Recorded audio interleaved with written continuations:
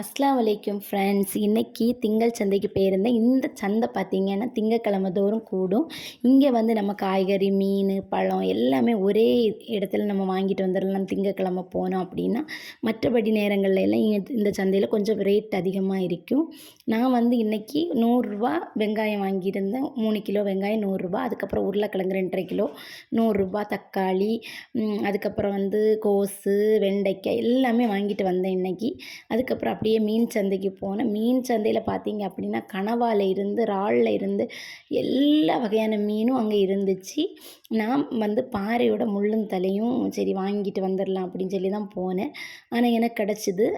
Rate வந்து ரூ. 250 சொல்லியிருந்தாங்க.